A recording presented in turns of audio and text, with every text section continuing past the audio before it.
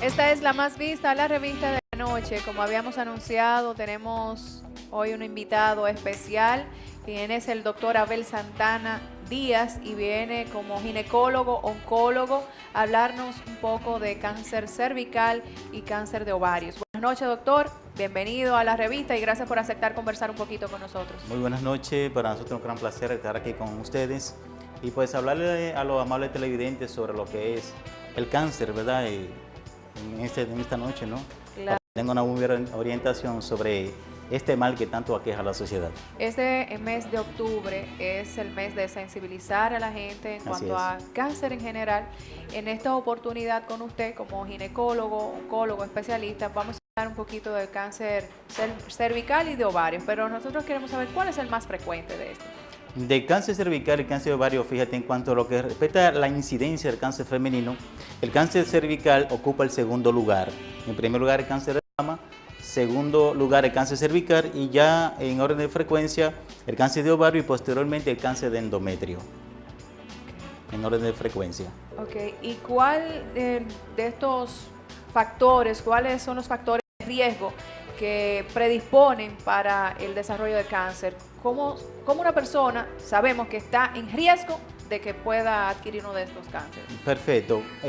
Cuando hablo de cáncer me encanta sobremanera enfatizar mucho sobre los factores de riesgo, porque yo siempre digo que conociendo los factores de riesgo para el desarrollo del cáncer, independientemente cuál sea, pues podemos diagnosticarlo muy oportunamente, dando tiempo a que este cáncer sea adecuadamente quirúrgico para una eliminación de un 100% en la gran mayoría de los casos o en todos los casos si se diagnostica a temprana etapa de la enfermedad. Los cánceres van a tener diferentes factores de riesgo dependiendo del cáncer en cuestión. Por ejemplo, los factores de riesgo del cáncer de mama son diferentes como factores de riesgo para el cáncer de cervix. Pero en cuanto al cáncer de cervix específicamente, bueno, aquí tenemos unas imágenes muy ilustrativas sobre lo que es la etapa inicial sobre lo que es el cáncer de cervix, y es en el momento adecuado y preciso que nosotros como oncólogos tenemos necesariamente que encontrar el cáncer para ofrecer a la paciente una oportunidad de curabilidad prácticamente de un 100%. En los factores de riesgo, por ejemplo, para el cáncer de cervical o cáncer del cuello de la matriz, pues tenemos aquellas pacientes que inician su vida sexual a muy temprana edad. Por hoy, en nuestros días, eso está sobremanera. Aquellas niñas que muy antes de pasar lo que es de la adolescencia completa, pues empiezan a tener su primera experiencia sexual y las múltiples relaciones sexuales también. O sea que es el común denominador para el desarrollo del cáncer cervical. Y antes del cáncer cervical, las alteraciones que se van produciendo a nivel de ese epitelio, de esa pequeña capita que recubre el cervix o cuello de la matriz, que es la anidación, para que posteriormente se pueda desarrollar el cáncer. Entonces, múltiples relaciones sexuales a temprana edad, múltiples parejas sexuales, las infecciones producidas por clamidias, gonococos, las infecciones producidas también por el virus del herpes y el virus del papiloma humano. El virus del papiloma humano hoy por hoy está cobrando mucha importancia en lo que es el desarrollo del cáncer cervical como factor de riesgo predisponente. Tanto así que las estadísticas nos dicen a nosotros que el virus del papiloma humano es responsable de un 88% del desarrollo del cáncer cervical. Es decir, que aquellas pacientes que tienen cáncer de cuello de la matriz se ha encontrado virus de papiloma humano de alto riesgo en un 88% de estas. ¿Qué significa esto? Que si bien es cierto que el virus de papiloma humano es el principal causante del desarrollo del cáncer de cervical, no menos cierto es entonces que la promiscuidad sexual es la causa número uno y factor predisponente para el desarrollo del virus de papiloma humano, porque obviamente es un virus eminentemente de transmisión sexual. Doctor, ¿qué está pasando en nuestra sociedad? Leíamos recientemente que unos 30.000 casos se están dando anualmente en la República Dominicana de cáncer. ¿Por qué tanto cáncer? hay que ver realmente cuál de estos cáncer. El cáncer en general. El cáncer general. Fíjate, lamentablemente nosotros no tenemos un sistema educativo en la medicina de dar una secuencia a los pacientes, sobre todo aquellos pacientes que tienen poco acceso a lo que es el diagnóstico temprano del cáncer cervical o cáncer de mama, por ejemplo, porque son pacientes que viven muy encumbrados, pacientes que se hacen mucha limitante la accesibilidad de tener una adecuada y una oportuna evaluación para una detección temprana del cáncer cervical. Es uno de los factores más predisponentes para esto, o sea, la falta de acceso a estos pacientes que viven en lugares lejanos de la sociedad. También sí, que falta de educación.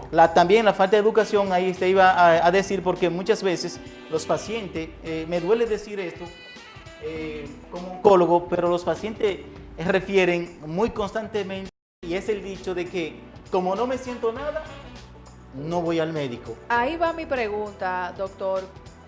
¿Cómo puede una paciente darse cuenta y que debe de sentir algo para, quizás si siento algo es que tengo cáncer? ¿Cuáles son los síntomas cuál es la alerta que yo como mujer puedo tener para saber que tengo cáncer? Hablando de cáncer cervical específicamente. Aunque no deberíamos esperar tener una alerta, sino un constante chequeo, pero vamos a hablar de eso en un momentito. Ciertamente, hablando de cáncer cervical específicamente, no hay una entidad patognomónica o característica de decir, tú estás presentando este signo o este síntoma, es sinónimo característico de cáncer cervical. Lamentablemente no existe, pero hay indicios, como bien tú acabas de decir, que si se está presentando esta entidad, te debe alertar profundamente, decir, o inquietarte, decir, esto yo no lo tenía antes, pues se me está presentando ahora, tengo que buscar una ayuda para ver qué me está sucediendo.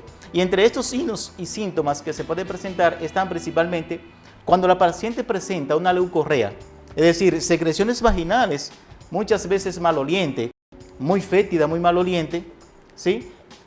Cuando la paciente presenta dolor postcoital o dolor en la relación.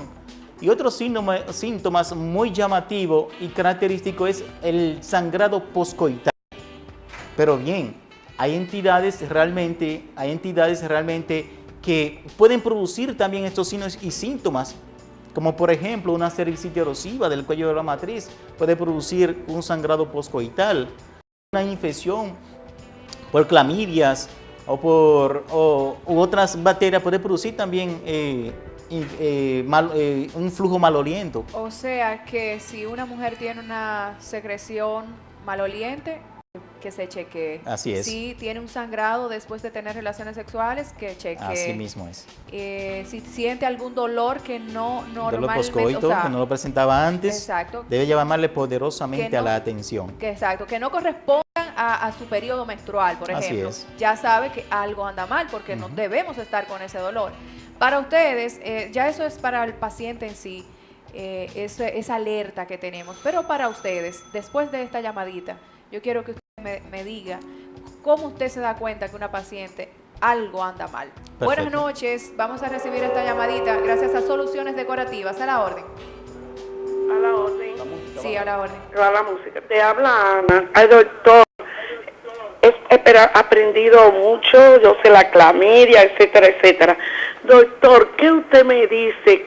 Yo me canso de decirle al doctor Nelson, a muchísimo la salud, vamos a prevenir la ciudad, o sea, todo en la isla entera, comenzar. Lo puesto al sol, los termos de agua que bebemos a diario, yo no lo compro si está caliente. Al calentarse, libera dioxina, el plástico se necesita dioxina, la dioxina es agresivo químico cancerígeno, mama y próstata y otros órganos, como usted sabe más que yo. ¿Por qué no orientamos a que esa agua vamos a quitarla del sol? Todo. Usted lleva una agua de esa del sol y a las 2 de la mañana todavía ese termo está caliente y se derrite. Libera dioxina, el plástico, vamos a orientar a la gente que no tapen el arroz con plástico, libera dioxina. Gracias, mi amor, por tu llamada.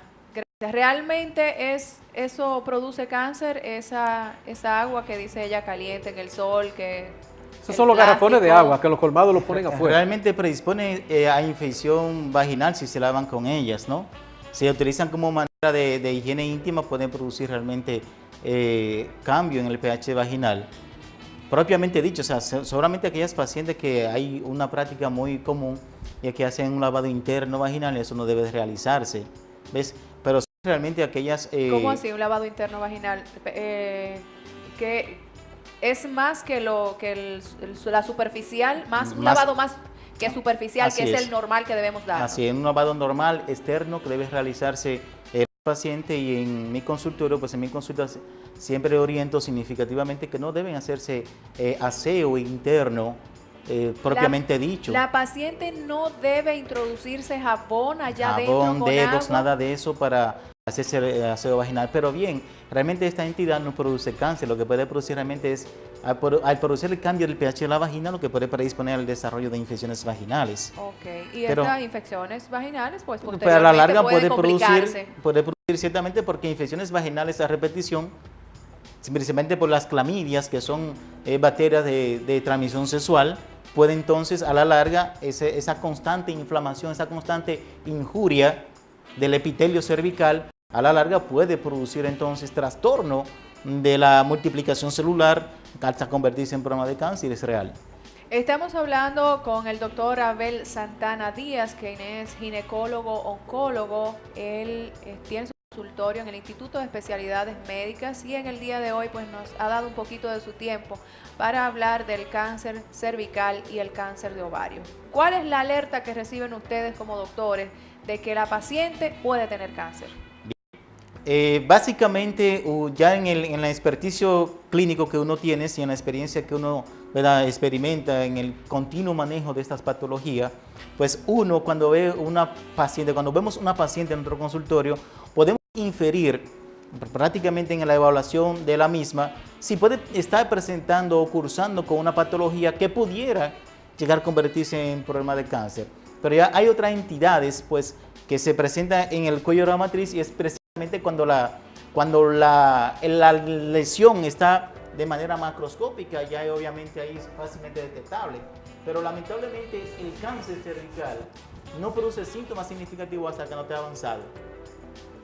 Ahí es que yo oriento. ¿Eso es un problema entonces, doctor? Grave, por eso le voy a expresar. Y a través del Papa Nicolau. Claro que sí. El Papa Nicolau es una alerta significativa y muy importante para la detección temprana del cáncer cervical, y es verdad. No obstante, el Papa Nicolau tiene hasta un 70% de falso negativo para las células, para lesiones premalinas, y hasta un 50% de falso negativo para lesiones de cáncer. Ahí, por ejemplo, estamos viendo unas lesiones que son típicas de cáncer, y en esa, si no tomamos el Papa Nicolau con la medida necesaria y adecuada para tomar una muestra, ese cuello de la matriz que estamos viendo ahora mismo en la televisión, a la derecha, abajo, a la parte inferior derecha, pues muchas veces inclusive un Papa Nicolau no puede dar normal aún en esa entidad. Todo depende de cómo nosotros tomemos el Papa Nicolau. El Papa Nicolau debe hacérselo la mujer cada 6 meses, anual, depende de la edad. ¿Cómo es? Cada cierto tiempo. En manera regular nosotros recomendamos cada año el Papa Nicolau. Ahora bien, esto tiene su protocolo de manejo según la patología cervical que vayamos manejando. En este caso entonces nosotros podemos disminuirlo cada 8 o cada 6 meses. En Estados Unidos sabemos que tenemos que lamentablemente hablar de estadística estadounidense, y es que en Estados Unidos muchas veces dice a la paciente: venga en 3 años para hacer su Papa Nicolau. Respeto mucho su criterio, ¿verdad? Realmente no soy quien para juzgarlo, pero hemos visto en la experiencia que en 3 años muchas las cosas que puede suceder en un cervix de la matriz.